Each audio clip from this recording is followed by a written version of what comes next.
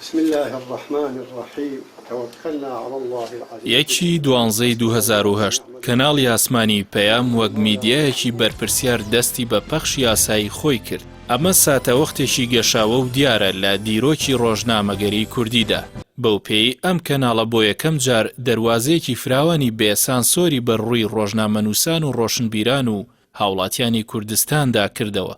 تاوەکو ڕای خۆیان بەو پەڕیازادیەوە لەسەر ڕەهەندە جیاوازە سیاسی و کۆمەڵایەتی و ئاینی و ئابووری و تێکڕای بوارە جیاوازەکانی دیکە بخەنە ڕوو. بۆ یەکەم جار کەناڵی ئاسمانی پەیام وەک میدیایەک توانی ئەرکی دەسەڵاتی چوارەم لە بەرامبەر حکومەت و دەوڵەتداری جێبەجێ بکات، چاودێری وردی کارەکانی حکومەت و خزمەتی خەڵک بکاو، بە زمانی ڕەخنە لە بەرژەوەندی گشتی قسە لە سەرکار و پرۆژەکانی سەرجەم دەسەڵاتی یاسایی و جێبەجێکاری و دادوەری هەرێمی کوردستان بکات.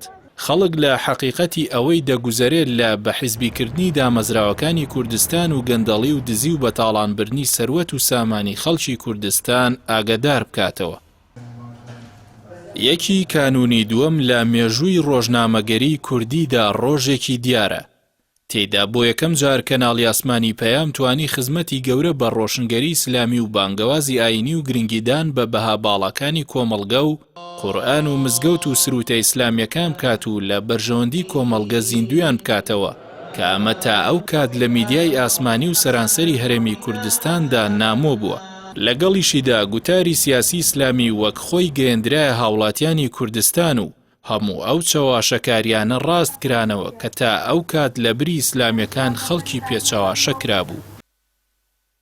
کەناڵی پەیام وەک میدیای بەرپرسیار و میدیای خەڵک و لەبەرەی خەڵک و لە بەرژەوەندی خەڵک کاری میدیای خۆی دەست پێ کرد و هەمیشە لە ڕێگەی پەیوەندیەکانیەوە خواستی خەڵک و کاردانەوەکانیان و ئازار و مەینەتیەکانیان و ڕای خەڵکی زانیوە و لە پلان و پەیامەکانیدا جێی کردوێتەوە و بەدەسەڵاتدارانی ڕاگەیاندووە تاوەکو بتوانێت بارکی سەرشانی خۆی هەستێت و ئەو هەستە ڕاست بکاتەوە کە میدیا تەنها لە خزمەتی حیزب و دەسەڵاتدایە و تەنها بەندبێژەکانی بەرپرس و حزبی دەسەڵات دەبێت ڕۆژی تیا بکەنەوە.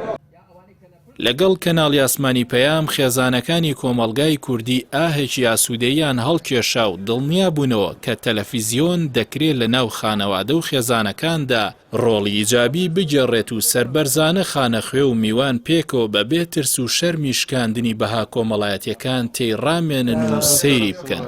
هەواڵ هەمیشە لە کۆمەڵگەیەکی بە سیاسیکراوی وەک هەرێمی کوردستاندا گرنگی زۆری هەبووە، بۆیە کەناڵی ئاسمانی پەیام لەم سێکتەرەدا ڕۆڵی بەرچاوی جێڕاوە و قورسایی کارەکانی خۆی پێدا تاک و ڕاست و دروستترین هەواڵ بگەێنێتە بینەران و با ڕووداوەکانیان ئاشنا بکات و بزانن حەقیقەتی ئەوەی دەگوزەرێ نەک ئەوەی دەوترێت چییە.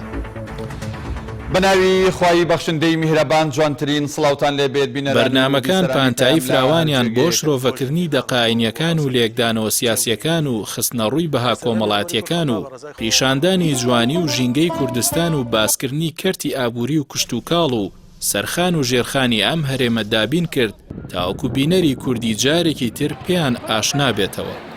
خۆم بە پێ خۆشحاڵ دەزانم کەوا لە یەکەم ئەڵقەی بەرنامەی بەخشین زۆر جاریش بە تەنیشت ئەرکە میدیایەکەیەوە لە خەمخۆری پڕکردنەوەی کەلێنی ئەرک و بەرپرسیارەتی حکومەت کەناڵی پەیام دەبوویە هاوبەش و ساڕێژکەری برینی خەڵک و خێزانە هەژارەکان و پرۆژەی خێرخوازی و کەمپینی بەهاناوەچوونی ڕادەگەیاند. لەم بوارەشدا بەرنامەی بەخشین وەک خۆرێکی گەشی حاشا هەڵنەگر توانی بەدەیان ملیار دینار کۆمەکی ببەخشێ و بە هەزاران خێزان و مناڵی بێباوک لە نەهامەتی و نەبوونی ڕزگار بکات. میدیایەک بەم ئەرکەوە پێویستی زۆری بە توانای دارایی دەبێت تاوەکو بتوانێت ژیانی کارمەندەکانی و ئامێر و تەکنەلۆژیای پێویست بۆ کارکردن و خەرجی کاروبارەکانی دابین بکات. بەڵام ئەمە نەک وەک پێویست بەڵکو زۆربەی کات بە تەواوی سفر دەبوویەوە و بە تەنها چاوی لە نەبەردی و لە خۆبردووی کارمەندەکانی دەبوو تاوەکو درێژە بە کارەکانی بدات. دیارە کارکردنی میدیاش بەم شێوە گرانەوە ڕوبەڕووی ئاستەنگ دەبێتەوە.